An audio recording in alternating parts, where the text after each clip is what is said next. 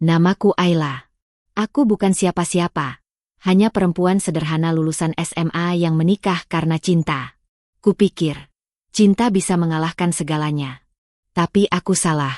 Hari itu, suamiku mengusirku dari rumah.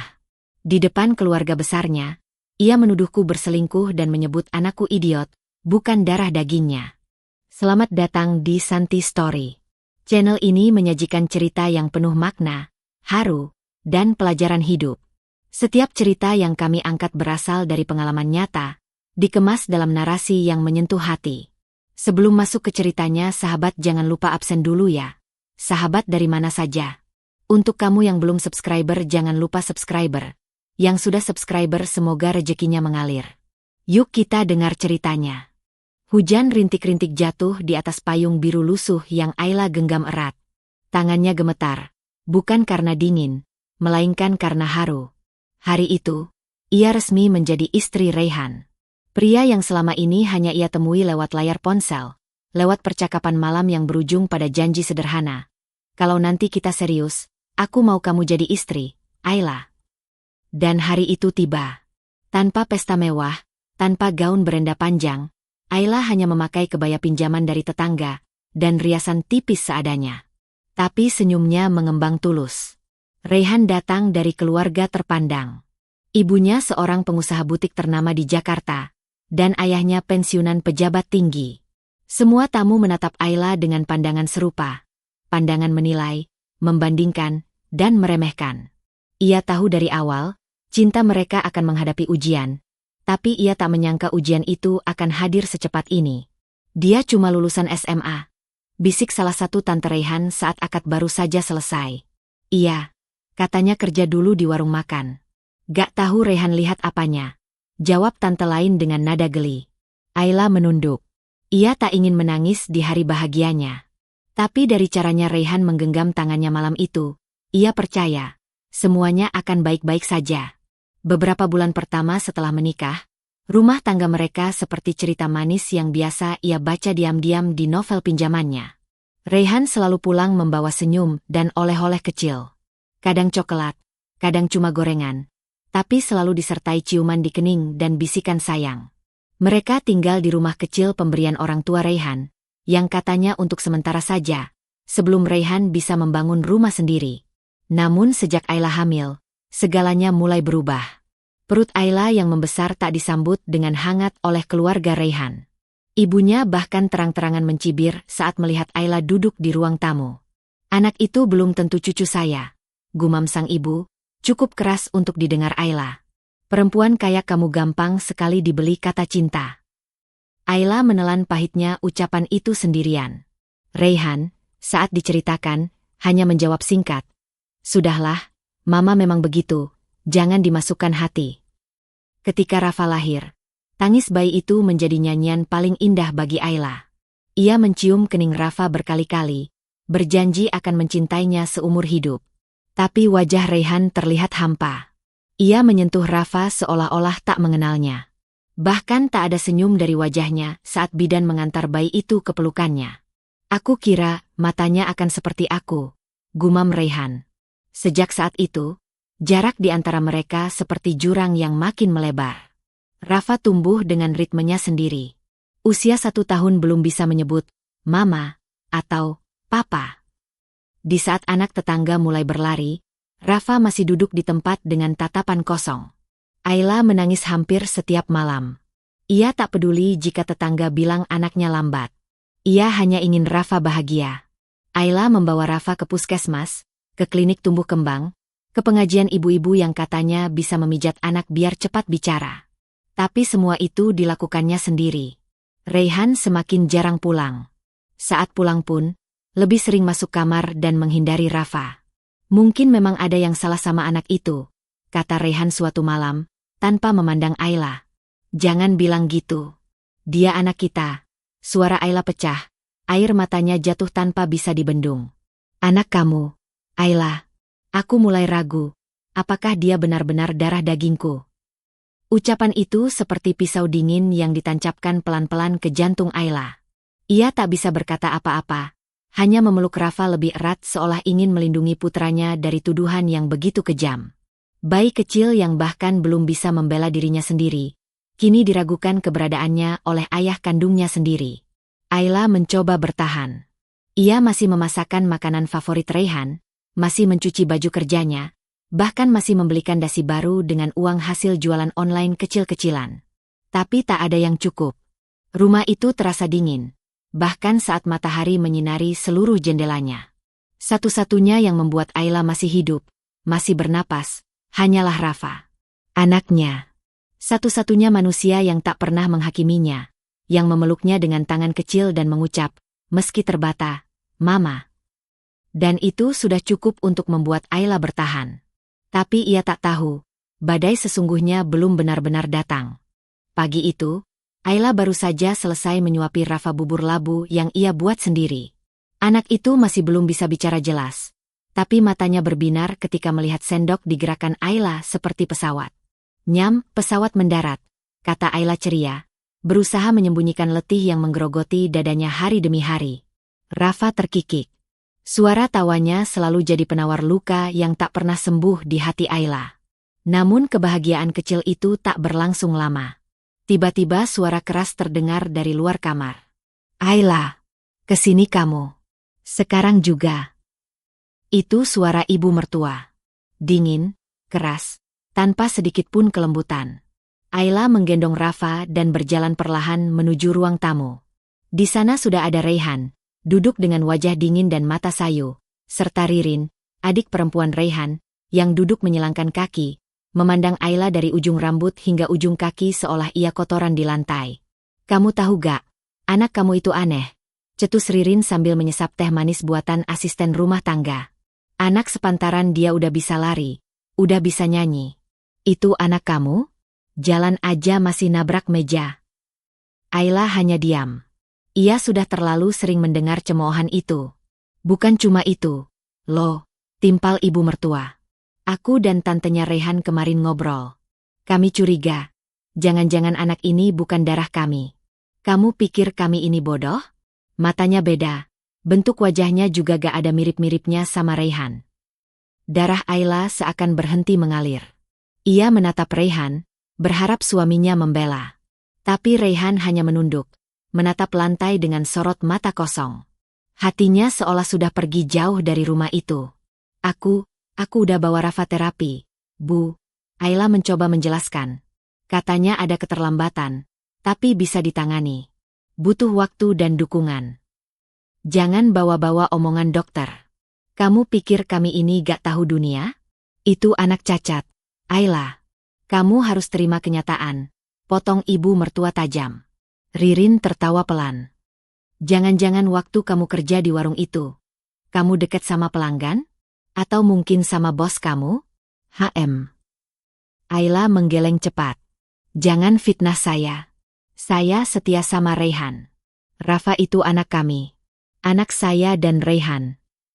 Tapi omongan mereka terus mengalir seperti racun. Dan racun itu, perlahan-lahan, membunuh kepercayaan Raihan terhadap Ayla. Sejak hari itu, Raihan makin sering pulang larut malam. Katanya kerjaan, tapi Ayla tahu, itu bukan alasan sebenarnya.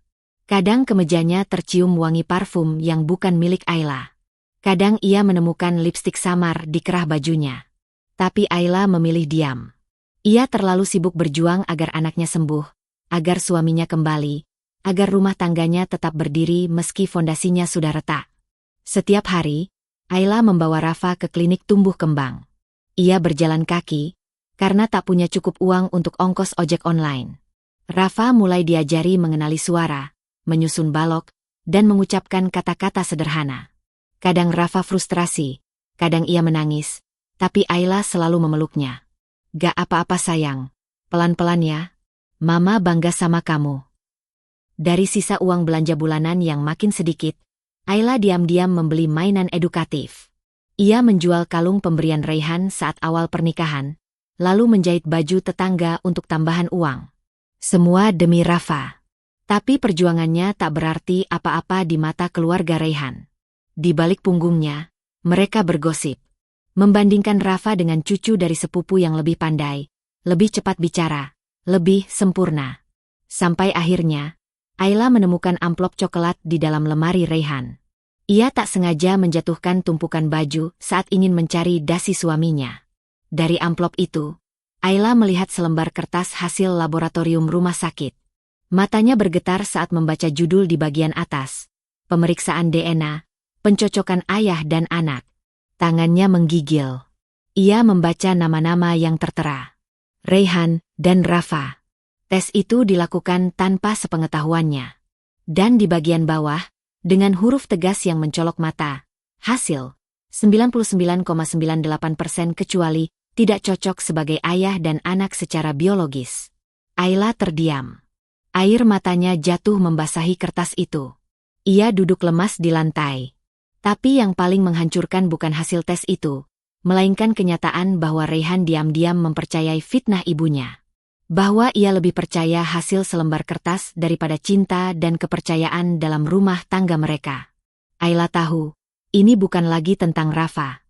Ini tentang harga dirinya sebagai perempuan, sebagai istri, dan sebagai seorang ibu. Ia ingin berteriak, mengguncang Raihan, memaksanya melihat mata Rafa yang begitu polos itu. Tapi ia tahu, tak ada gunanya berteriak kepada orang yang hatinya sudah tuli. Langit sore itu cerah. Matahari menggantung tenang seolah tidak tahu bahwa hari itu akan menjadi hari paling kelam dalam hidup Ayla. Hari ulang tahun ibu mertuanya dirayakan besar-besaran di rumah keluarga besar Raihan. Tamu-tamu datang dengan pakaian indah, membawa kado mahal dan senyum basa-basi. Ayla berdiri di dekat pintu, menggendong Rafa yang mulai rewel karena ruangan terasa pengap dan ramai. "Taruh aja anak itu di kamar," bisik Ririn dengan senyum mengejek. "Nanti tamu-tamu takut lihat dia nangis melulu." Ayla menahan napas. Ia menggigit bibir, mencoba menelan kalimat pedas yang hampir keluar dari mulutnya. Tapi ia memilih diam. Lagi-lagi diam.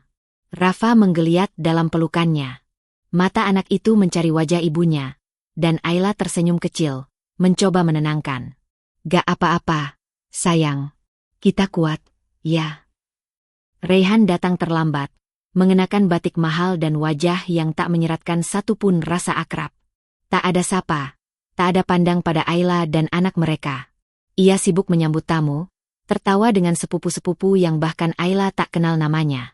Sejak pagi, Ayla sudah memasak, menyiapkan puding kesukaan ibu mertua, menata piring-piring porselen agar pesta berjalan sempurna. Tapi tak satu pun yang dihargai. Menjelang malam, acara tiup lilin dimulai. Ibu mertua berdiri di tengah, dikelilingi oleh keluarga besar dan para kerabat. Raihan menggandeng lengannya, senyum lebar. "Selamat ulang tahun, Mama tercinta.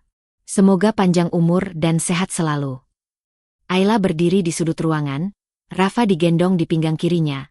Matanya penuh lelah tapi tetap mencoba tersenyum. Kemudian, suara nyaring seorang tante menyela. "Mana cucu Mama yang katanya spesial?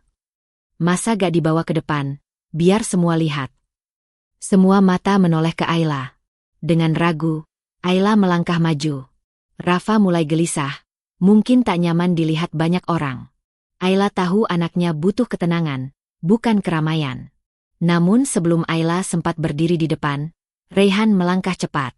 Ia meraih mikrofon dari tangan MC, dan dengan suara lantang berkata, "Maaf, anak itu bukan cucu Mama. Anak itu bahkan bukan anakku." Tawa dan tepuk tangan yang tadi meriah langsung berhenti. Semua membisu. Beberapa tamu saling pandang, bingung. Beberapa mulai bergumam. Ayla berhenti melangkah. Nafasnya tercekat. Ia mengira ia salah dengar. Tapi suara Raihan semakin lantang, seolah sengaja ingin didengar semua orang. "Selama ini saya diam. Tapi saya capek. Anak itu, idiot.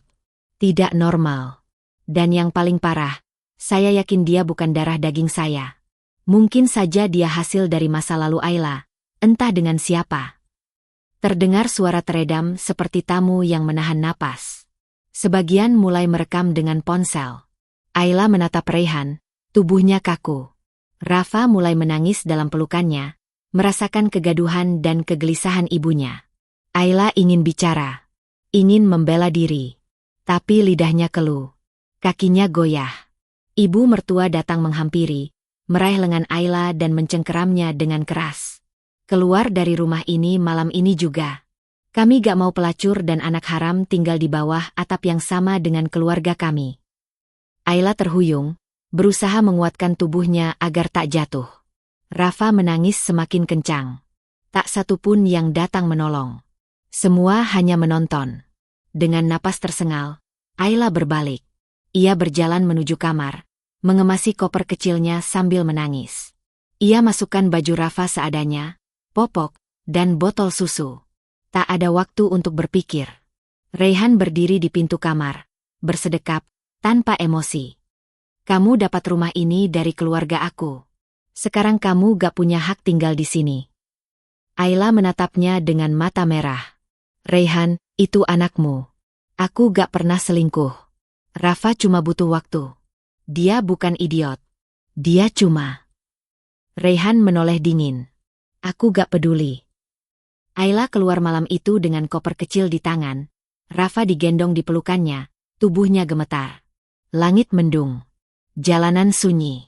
Hanya suara sepatu haknya yang beradu dengan aspal basah. Tak ada yang menawari tumpangan. Tak ada yang peduli. Ia berdiri di depan gerbang rumah besar itu untuk terakhir kalinya. Matanya menatap satu persatu jendela yang masih menyala. Rumah itu pernah jadi tempatnya berharap. Kini jadi tempat ia diusir, dihina, dipermalukan. Gak apa-apa, Rafa. Bisik Ayla di tengah hujan yang mulai turun. Kita gak butuh mereka. Selama kamu sama mama, kita pasti bisa. Hujan deras mengguyur tubuh mereka. Tapi Ayla terus melangkah, menembus malam dengan hanya satu keyakinan. Dirinya dan Rafa akan selamat, bagaimanapun caranya. Langit pagi itu tampak suram. Nyaris tak ada cahaya mentari yang menembus jendela kecil kamar kos tempat Ayla dan Rafa berteduh. Kamar itu berukuran tak lebih dari 3 kali 3 meter. Lantainya beralaskan keramik kusam yang mulai mengelupas di ujung. Dindingnya lembab dan catnya mengelupas. Tidak ada tempat tidur. Hanya satu kasur tipis bekas pinjaman tetangga kos yang digelar langsung di lantai. Ayla duduk bersandar di sudut kamar, mengaduk sepiring nasi dan telur dadar yang dibagi 2. Separuh untuknya, separuh lagi untuk Rafa. Tapi ketika ia melihat Rafa menatap lapar, ia sodorkan semua bagian pada anaknya. Mama kenyang, sayang. Kamu makan aja, ya. Rafa, yang mulai bisa menyebut kata dengan terbata, menatap ibunya sejenak. Mama, lapar. Ayla tersenyum, meski matanya basah. Enggak. Mama senang lihat kamu makan. Itulah hari-hari yang dilalui Ayla sejak diusir dari rumah Raihan. Malam itu ia menginap di masjid kecil dekat stasiun. Digelarkan tikar oleh marbot yang kasihan melihatnya basah kuyup membawa bayi tengah malam. Esoknya, ia cari kosan terdekat yang cukup membolehkan tinggal dengan anak kecil, meski kecil dan pengap. Dulu ia hanya tahu kata, bertahan, dari buku motivasi. Kini ia hidup di dalamnya. Setiap hari, Ayla mencari pekerjaan. Ia sempat jadi pelayan warung makan, tapi tak bertahan lama karena harus pulang cepat demi Rafa. Ia pernah jadi pengantar makanan daring, tapi motornya milik orang dan sering dipinjam balik. Ia sempat menjual gorengan buatan sendiri ke pasar, tapi keuntungannya tak seberapa, bahkan kadang rugi. Pernah satu malam, Ayla menangis diam-diam di kamar mandi umum kos saat melihat dompetnya hanya berisi 2 lembar ribuan dan 1 recehan. Ia menatap cermin, wajahnya lusuh, rambut acak-acakan, pipinya tirus. Aku capek, lirihnya. Tuhan, aku capek banget. Rafa menangis di luar. Dengan sisa tenaga, Ayla keluar, mengangkat anaknya dan menyanyikan lagu pengantar tidur dengan suara parau. Bintang kecil di langit yang biru. Suaranya patah-patah karena tangis yang ia tahan mati-matian. Tapi Rafa tertidur di pangkuannya. Memeluknya seperti dunia hanya ada mereka berdua. Suatu siang yang terik, ketika Ayla tengah menyapu teras kos, sebuah suara yang familiar memanggil dari arah jalan. Ayla. Ayla menoleh. Matanya membelalak. Tari. Tari adalah sahabat SMA-nya, yang dulu duduk sebangku dan sempat tinggal serumah ketika kos. Mereka terpisah sejak lulus, setelah Ayla tak melanjutkan kuliah dan Tari bekerja di Jakarta. Tari berlari memeluknya. Astaga, Kamu kemana aja? Aku nyari kamu. Aye, terakhir dengar kamu nikah sama orang kaya itu. Ayla tertawa miris. Iya, dulu. Sekarang aku cuma numpang hidup. Mereka duduk di warung depan kos. Ayla menceritakan semuanya.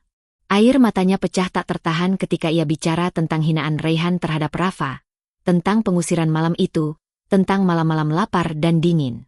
Tari menggenggam tangannya. Kamu nggak sendirian, Ayla. Aku bisa bantu. Di kantor tempat aku kerja sekarang, ada lowongan admin.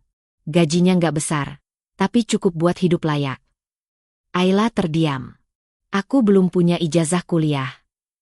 Gak masalah. Yang penting kamu bisa kerja dan mau belajar. Jawab Tari yakin. Hari itu, seolah kehidupan memberi celah harapan. Esoknya, Ayla memakai kemeja putih yang disetrika dengan uap air panas dari kompor kecil. Ia datang dengan Rafa yang ia titipkan ke ibu kos sebentar. Saat wawancara, manajer perusahaan kecil itu mengangguk melihat ketegasan dan kejujuran Ayla. Seminggu kemudian, Ayla mulai bekerja sebagai staf admin. Gajinya pas-pasan, tapi cukup untuk membeli susu Rafa dan membayar kos bulanan tanpa harus menjual barang lagi. Ia mencicil mainan edukatif murah, menabung untuk terapi bicara Rafa yang sempat terhenti. Di tengah kesibukan kerja, malam hari tetap menjadi ruang paling sunyi untuk menata hati. Ayla sering duduk di depan kipas kecil sembari mencatat pemasukan kantor. Rafa tertidur di pangkuannya. Ia mulai menulis rencana hidup, mencatat target kecil seperti beli lemari plastik, tambah porsi makan Rafa, dan ikut pelatihan online gratis. Satu hal yang Ayla pelajari dari keterpurukan itu, ia tidak ingin selamanya dikasihani. Ia ingin berdiri tegak. Bukan hanya untuk dirinya, tapi untuk Rafa. Anaknya yang mereka bilang cacat, tapi yang setiap malam memeluknya erat dan membisikkan satu-satunya kata paling jujur di dunia. Mama. Langit malam menghitam sempurna. Hanya diterangi redup lampu 5 watt yang menggantung di langit-langit kamar kos. Ayla duduk bersila di lantai. Rafa tertidur dengan tangan mungilnya menggenggam jari ibunya erat. Laptop bekas pinjaman dari Tari menyala di depan Ayla, menampilkan video pembelajaran tentang pemasaran digital dari platform gratis. Suaranya lirih, pelan, tapi penuh semangat. Ayla menyalin materi dengan tulisan tangan ke buku tulis bergaris. Sesekali ia menoleh ke Rafa, memastikan anak itu benar-benar tertidur lelap.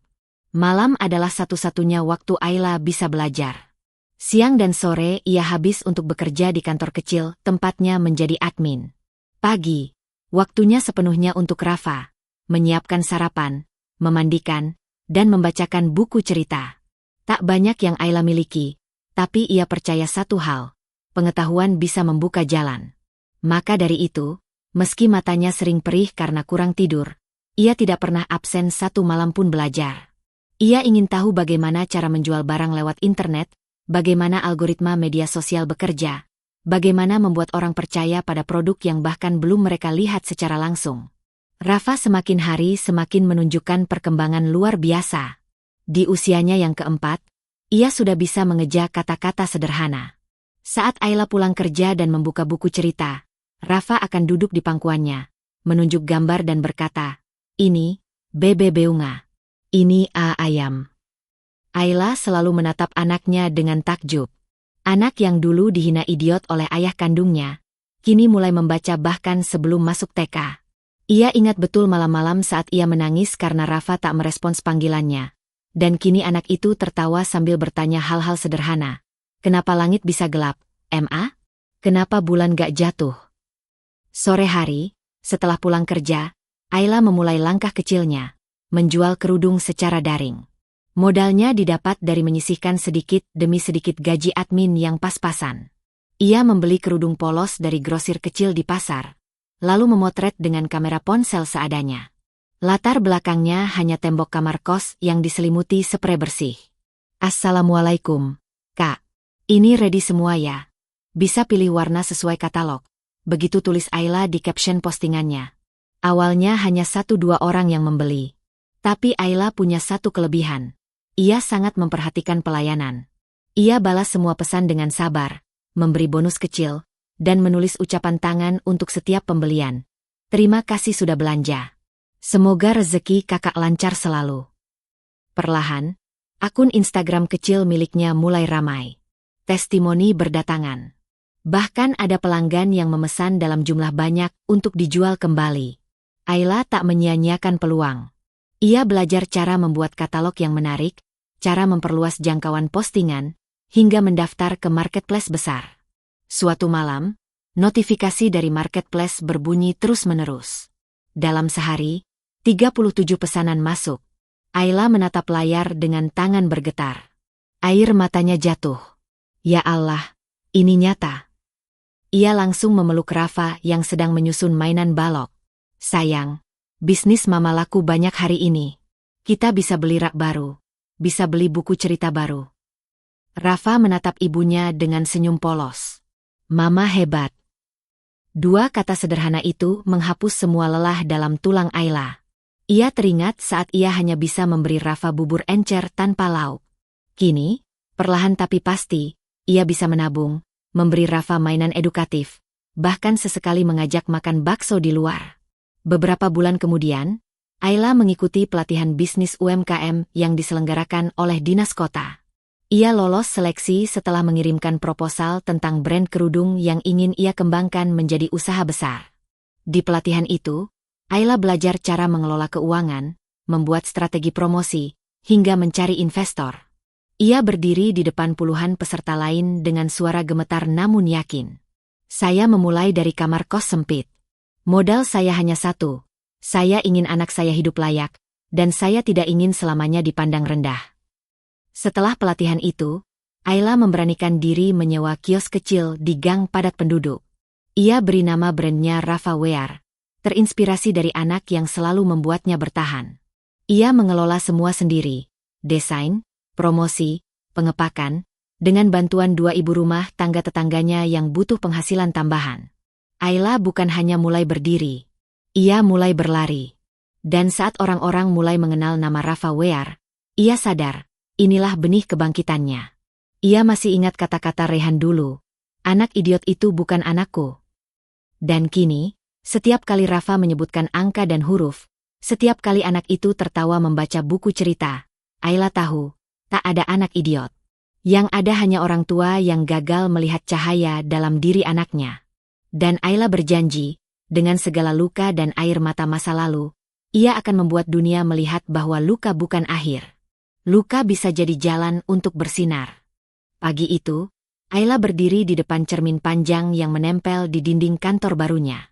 Tangannya menggenggam bros kecil berlogo Rafa Wear, brand modest fashion yang ia bangun dari kamar kos sempit dengan tangan sendiri.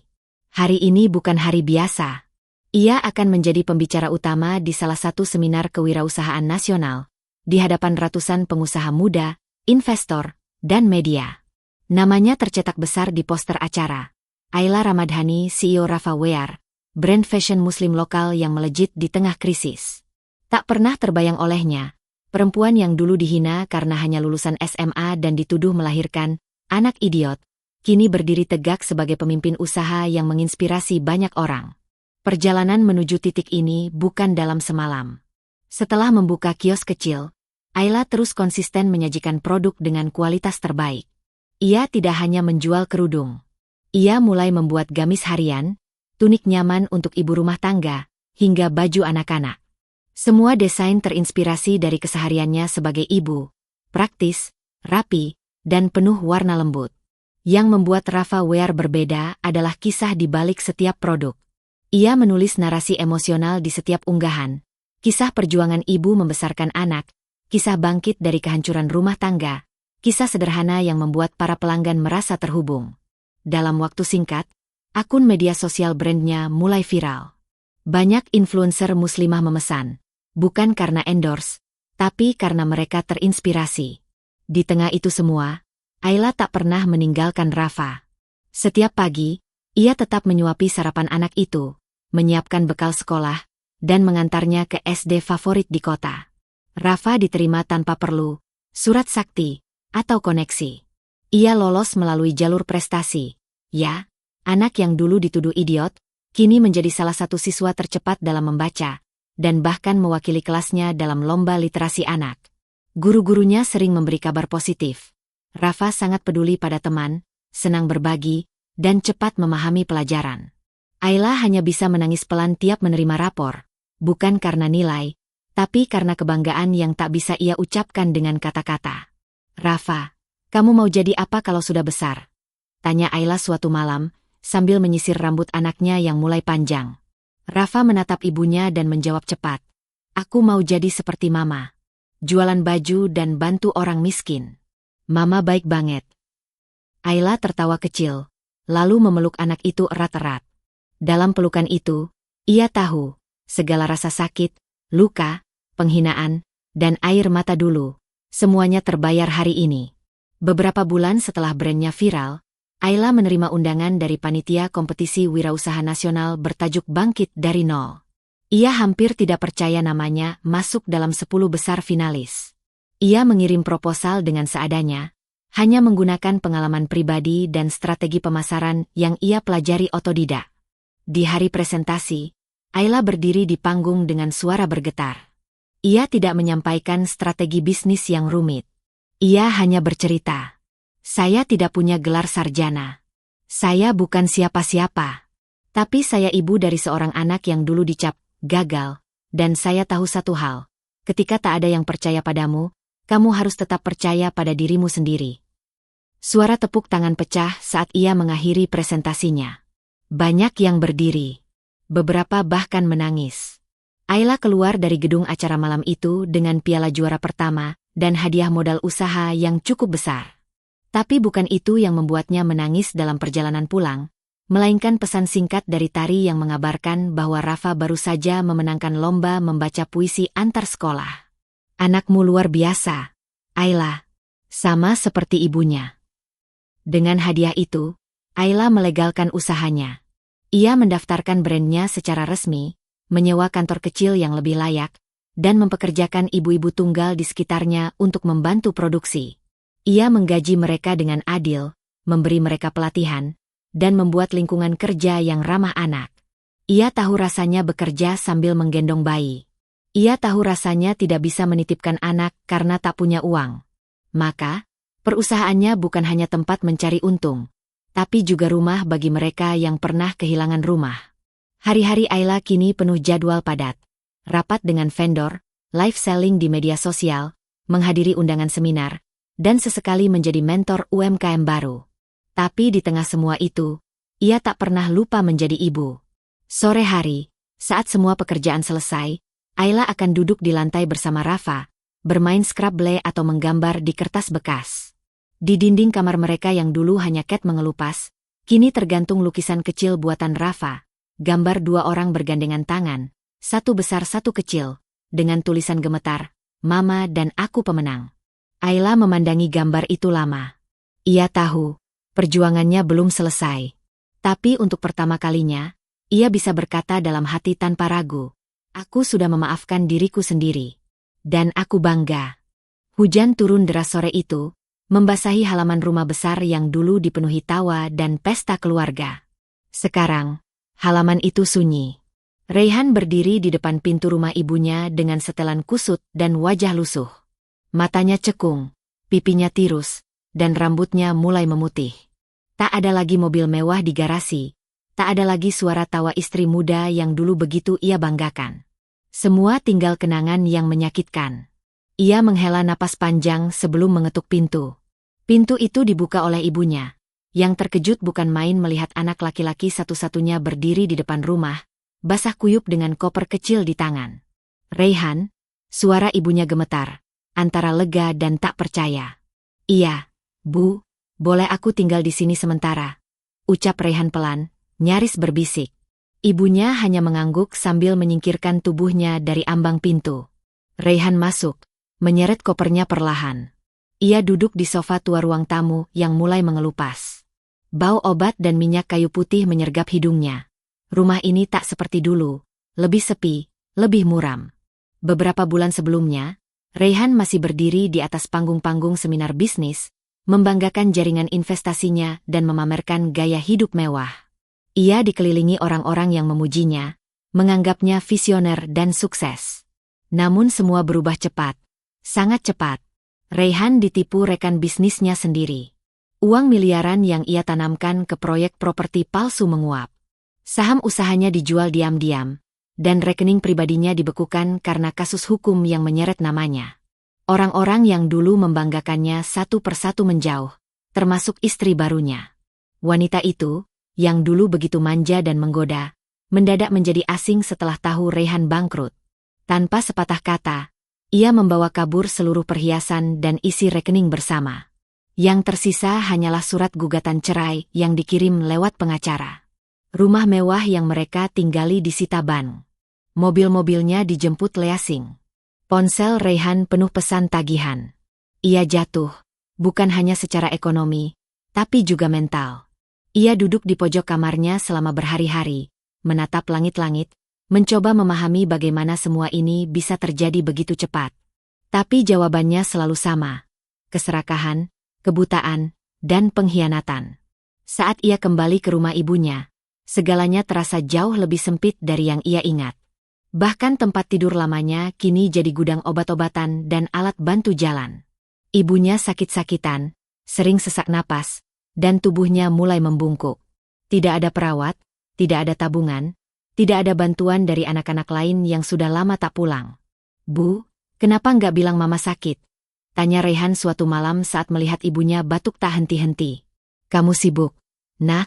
Mama nggak mau ganggu," jawabnya tenang, padahal matanya sembab karena menahan nyeri dada yang makin sering datang. Raihan mencoba mencari bantuan, menjual sisa-sisa aset yang masih ia miliki. Tapi semuanya sudah lepas tangan. Ia tak punya nama baik lagi di mata bank maupun teman-teman lama. Semua menyebutnya pelajaran, korban kesombongan, bahkan pecundang. Ironisnya, di saat paling hancur itu, Raihan baru mulai mengenang masa lalu. Ia teringat wajah Ayla, teringat Rafa yang dulu begitu ingin dekat dengannya. Dulu ia merasa jijik, merasa malu karena anak itu tak sempurna. Tapi sekarang, ia sadar, kesempurnaan bukan soal cepatnya bicara atau bagusnya penampilan. Kesempurnaan justru ada pada hati yang murni. Ia memutar kembali memori saat Ayla menangis membawa koper keluar rumah, memeluk Rafa yang gemetar ketakutan. Waktu itu ia merasa benar, merasa berkuasa. Tapi kini, yang ia punya hanya penyesalan. Suatu malam, ibunya kambuh. Nafasnya pendek, keringat dingin membasahi tubuhnya, dan ia menggigil hebat. Raihan panik, berusaha membawa ibunya ke rumah sakit. Tapi ia tak punya mobil. Ia harus memanggil ojek online, dan butuh waktu lama sampai sopir datang. Di rumah sakit, dokter menyampaikan kondisi jantung sang ibu sudah kronis. Butuh operasi, butuh obat mahal yang tak bisa ditanggung BPJS. Raihan hanya bisa terduduk lemas di bangku tunggu IGD. Apakah ini balasan Tuhan? Pikirnya. Apakah ini cara semesta menyuruhku membayar semua luka yang pernah kuabaikan? Ia merogoh kantong. Saldo hanya tersisa 100.000. Sementara itu, tagihan pengobatan sudah hampir 10 juta hanya untuk awal perawatan. Malam itu Raihan menangis diam-diam di lorong rumah sakit. Tak ada yang datang menemaninya. Tak ada yang menawari bahu untuk bersandar. Ia benar-benar sendiri. Untuk pertama kalinya dalam hidupnya, ia merasa benar-benar kehilangan segalanya. Dan dalam kehancuran itu, satu nama muncul di benaknya. Bukan istri barunya, bukan teman-temannya, tapi Ayla. Perempuan yang dulu ia usir, hina, dan lecehkan. Perempuan yang setia menggendong anak mereka ke terapi, yang bekerja tanpa lelah, dan yang tak pernah meminta apapun darinya. Ia menatap langit-langit rumah sakit. Tuhan, kalau waktu bisa kuputar kembali, aku takkan pernah menyia-nyiakan mereka. Tapi waktu tak bisa diputar. Yang bisa ia lakukan sekarang hanya satu. Menghadapi kenyataan, menanggung akibat, dan, jika berani, memohon maaf. Namun ia tahu, meminta maaf pada seseorang yang hatinya pernah ia hancurkan mungkin lebih berat daripada jatuh miskin itu sendiri. Langit sore di Jakarta tampak teduh, seolah turut menyambut sebuah perhelatan besar yang digelar di salah satu ballroom hotel bintang 5 di pusat kota. Banner besar terpampang di pintu masuk dengan judul, Indonesia Young Preur Summit 2025. Undangan kelas atas berdatangan, mengenakan jas rapi dan gaun elegan. Para pengusaha muda, investor, media, dan akademisi tumpah ruah dalam satu ruangan yang penuh semangat dan gengsi. Di deretan bangku peserta undangan, duduklah Raihan. Jas lamanya terasa sempit, dasinya longgar, dan wajahnya pucat. Ia hadir bukan sebagai pembicara seperti dulu, bukan pula sebagai tamu kehormatan, melainkan sebagai undangan umum yang mendapat tiket gratis dari seorang kenalan. Ia datang bukan karena minat, tapi karena rasa penasaran. Nama pembicara terakhir di rundown acara membuat hatinya berdegup aneh. Ayla Amara Pradipta, CEO Aylaware, Founder Womanpreneur of the Year. Ia tak tahu apakah itu nama yang kebetulan sama atau memang benar-benar dia. Acara dimulai dengan presentasi dari beberapa pembicara muda. Namun Raihan tak bisa fokus. Ia terus menatap panggung, menunggu giliran terakhir. Tangannya berkeringat, matanya tak bisa berhenti memandang sekeliling. Gelisah seperti pesakitan menanti vonis. Hingga akhirnya, suara MC menggema. Dan inilah sesi terakhir kita hari ini. Kita sambut pembicara yang sangat inspiratif. Seorang ibu tunggal yang membangun kerajaan bisnis dari nol, Ayla Amara Pradipta. Tepuk tangan bergemuruh. Raihan membeku. Tubuhnya seperti disambar petir. Perempuan yang melangkah mantap ke atas panggung itu, tak mungkin salah. Rambut panjangnya ditata rapi dalam sanggul modern, mengenakan setelan blazer putih dengan garis emas, elegan dan berwibawa. Wajahnya bersih, matanya tajam, dan senyum yang dulu hanya ia lihat di dapur sempit rumah mertua, kini terpampang gagah di layar besar di belakang panggung. Ayla, perempuan yang dulu ia usir dari rumah dengan satu koper dan seorang anak yang ia hina sebagai idiot. Kini, berdiri tegak di atas panggung, mengenakan mic wireless, memulai presentasinya dengan tenang dan penuh wibawa. Selamat sore semuanya, 6 tahun lalu, saya hanyalah seorang ibu rumah tangga yang tidur di kosan 500.000 per bulan, sambil menjaga anak balita yang katanya bermasalah. Hari ini, saya memimpin 3 brand fashion lokal, memberdayakan lebih dari 1.000 ibu tunggal di berbagai kota, dan memiliki cabang di 4 negara Asia. Tepuk tangan kembali meledak. Namun Raihan tidak ikut bertepuk tangan. Ia hanya bisa menatap panggung tanpa berkedip. Mulutnya menganga sedikit, dadanya sesak. Seolah seluruh ruangan menyorotkan cahaya terang ke wajahnya yang kelabu. Ayla berbicara lugas. Ia menceritakan perjuangannya dari nol, bagaimana ia tidur sambil memeluk Rafa di lantai kosan sempit, bagaimana ia menjual baju sisa reseller dengan ongkir sendiri, hingga akhirnya viral karena ide desain busananya yang khas. Semua kisah itu bukan hanya menyentuh, tapi menusuk hati Raihan seperti pisau berkarat. Ia menatap perempuan yang dulu ia anggap beban, kini dihormati puluhan bahkan ratusan orang. Dan seakan luka itu belum cukup, sesi berikutnya adalah penampilan spesial anak-anak berprestasi dalam lomba pidato nasional. Salah satu dari mereka maju ke panggung, seorang anak laki-laki kurus tinggi dengan senyum cerah dan percaya diri. Namanya dipanggil oleh MC, Rafa Arsyaka Pradipta. Raihan nyaris jatuh dari kursinya. Anak itu, Rafa? Tak mungkin. Tapi memang dia. Anak yang dulu ia panggil idiot, sekarang berdiri tegak di panggung, berbicara lantang dalam bahasa Inggris lancar, menyampaikan pidato bertema, Dream Big Even If You Are Small. Suara Rafa bulat, intonasinya sempurna. Matanya menatap seluruh audiens tanpa ragu. Tepuk tangan bergemuruh lagi, lebih meriah dari sebelumnya. Seseorang di kursi sebelah Raihan berbisik, anak CEO Ayla tuh. Dulu katanya didiagnosis speech delay, tapi sekarang jago banget ya? Hebat banget ibunya. Raihan tak bisa berkata apa-apa. Dunia serasa berputar terlalu cepat. Kepalanya pusing, telinganya berdengung. Dadanya seperti dihantam batu bertubi-tubi. Ia menatap panggung, melihat Ayla yang tersenyum bangga dari samping, lalu Rafa yang melambaikan tangan ke arah ibunya. Mata Raihan mulai memanas. Tangannya gemetar, dan tanpa sadar air matanya menetes.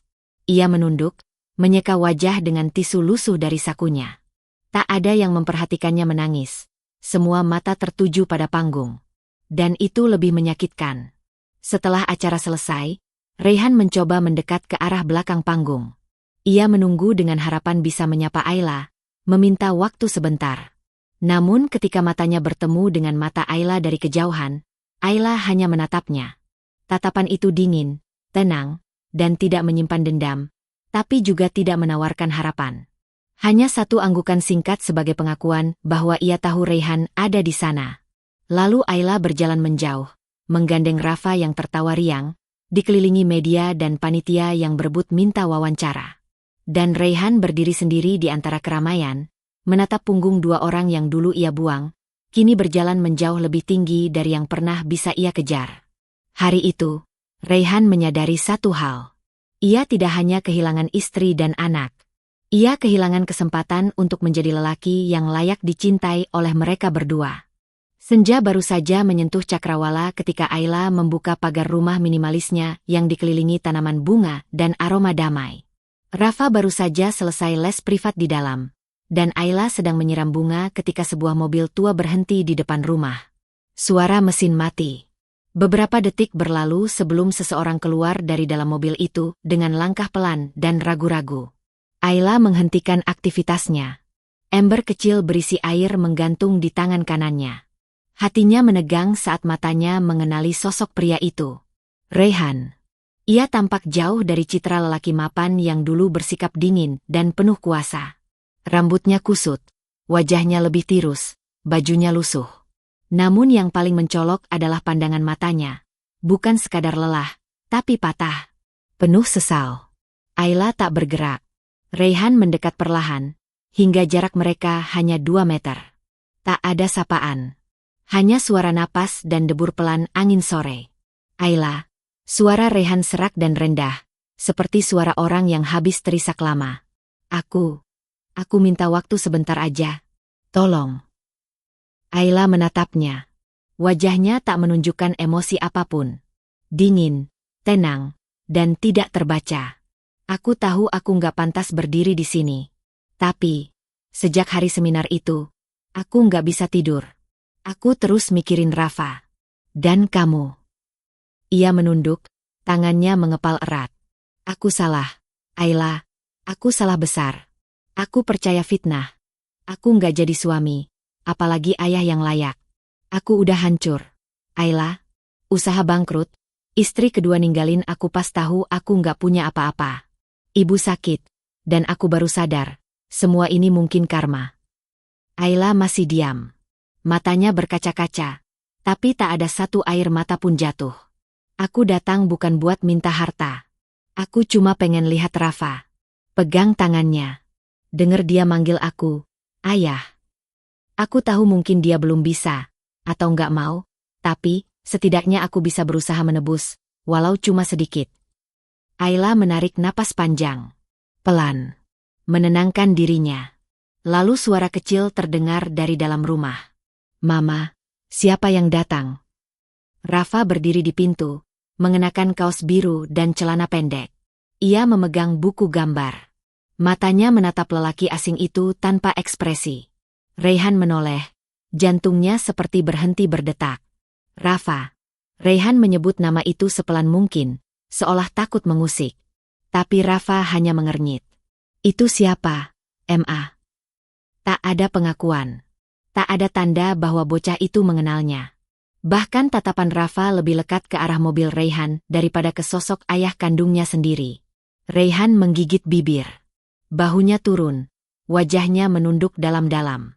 Rafa, ujar Ayla lembut, masuk lagi ya, Mama sebentar ngobrol dulu. Rafa mengangguk dan masuk ke dalam.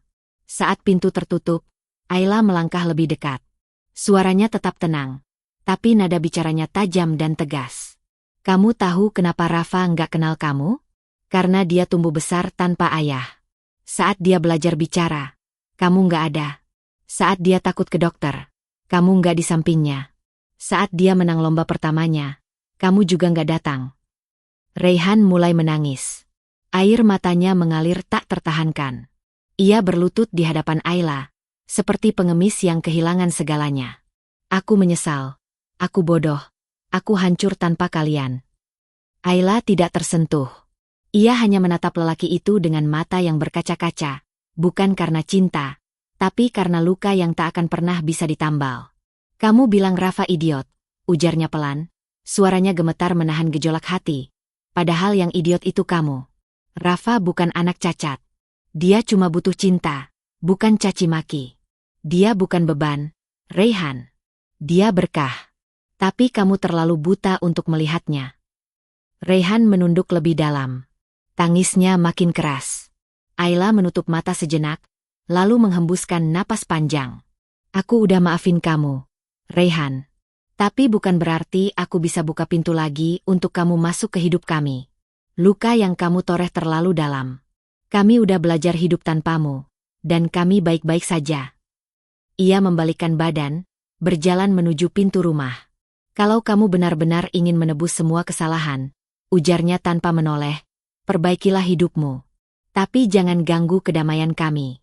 Karena aku berjuang terlalu keras untuk sampai di sini. Ayla membuka pintu, melangkah masuk, lalu menutupnya perlahan. Dan Raihan tetap di sana. Tersungkur di halaman, ditelan senja yang kian muram, bersama doa-doa penyesalan yang terlalu terlambat untuk didengar. Hari itu, langit biru menggantung tenang di atas gedung berlantai 3 milik Ayla Foundation, yayasan yang baru diresmikannya untuk anak-anak difabel dan berkebutuhan khusus. Di halaman, puluhan anak-anak tertawa lepas, bermain bersama para relawan dan tenaga pendidik yang dengan penuh kasih mendampingi mereka. Sebuah spanduk besar terpasang di dinding. Pendidikan adalah hak semua anak, tak terkecuali.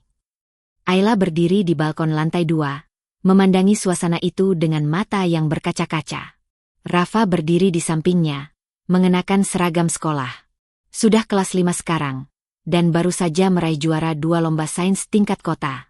Bocah yang dulu dicap idiot, kini tumbuh menjadi anak yang pintar, tenang, dan berkarakter kuat. Bu, lihat itu. Rafa menunjuk seorang anak kecil yang sedang berjuang menyeimbangkan badannya di alat terapi. Ayla tersenyum. Iya, nak, dia hebat. Ya, sama kayak kamu dulu. Rafa memeluk ibunya dari samping. Aku sayang mama. Ayla menunduk dan mengecup kening anak itu. Mama juga sayang kamu. Lebih dari apapun di dunia ini. Beberapa minggu setelah pertemuan terakhir dengan Raihan, Ayla menerima sebuah surat. Tulis tangan. Halaman pertama penuh dengan permintaan maaf, penyesalan, dan pengakuan akan kesalahan-kesalahan masa lalu. Di akhir surat, Raihan menulis, "Aku tak minta kembali. Aku tahu aku sudah kehilangan semuanya. Tapi kalau suatu hari aku bisa diterima kembali sebagai manusia biasa dalam hidup Rafa, walau hanya dari kejauhan, itu sudah cukup." Ayla membacanya dalam diam. Tidak menangis. Tidak pula marah. Justru saat itu hatinya terasa tenang. Karena ia menyadari, melepaskan luka bukan soal memaafkan untuk orang lain. Tapi tentang memberi ruang dalam diri sendiri untuk sembuh dan melangkah. Ia membalas surat itu singkat. Aku maafkan. Tapi kami sudah berjalan terlalu jauh tanpamu. Luka ini tak akan pernah kembali seperti semula. Tapi aku tak ingin membawa kebencian lebih lama. Aku doakan kamu bisa memperbaiki hidupmu, bukan demi aku atau Rafa, tapi demi dirimu sendiri. Surat itu ia kirim tanpa harapan balasan. Hari demi hari berlalu. Usaha Ayla terus berkembang. Ia mulai melebarkan bisnis fashionnya ke pasar internasional. Tapi di sela kesibukan itu, ia menyisihkan sebagian keuntungan untuk membangun Ayla Foundation. Sebuah bentuk cinta yang ia salurkan untuk anak-anak yang dulu pernah senasib dengan Rafa. Banyak ibu-ibu tunggal yang datang padanya. Menangis, bercerita, meminta nasihat. Dan Ayla mendengarkan mereka, bukan sebagai motivator atau tokoh sukses, tapi sebagai sesama perempuan yang pernah jatuh dan berdarah-darah. Ia mengajari mereka cara berdiri kembali, seperti ia pernah mengajari dirinya sendiri bertahun-tahun lalu. Malam itu, Ayla duduk di balkon rumah barunya yang asri, menatap bintang-bintang. Rafa sudah tertidur setelah membaca buku favoritnya. Ia membuka laptop, menulis di blog pribadinya seperti biasa. Namun kali ini, kalimat terakhirnya terasa paling kuat, paling jujur, dan paling menggugah. Aku bukan wanita kuat karena tidak pernah jatuh. Tapi aku kuat karena bangkit saat dijatuhkan. Luka pernah membuatku rapuh, tapi tidak pernah membunuh harapanku. Dan hari ini, aku hidup bukan untuk membalas dendam, tapi untuk membuktikan bahwa luka bisa menjadi bahan bakar untuk mencintai dunia dengan lebih tulus. Dengan tangan bergetar, Ayla menekan tombol publikasi. Dan entah kenapa malam itu terasa lebih tenang dari malam-malam sebelumnya. Karena ia tahu, perjalanannya belum selesai, tapi ia sudah menang. Bukan karena harta, bukan karena jabatan, tapi karena ia berhasil menyelamatkan dirinya sendiri.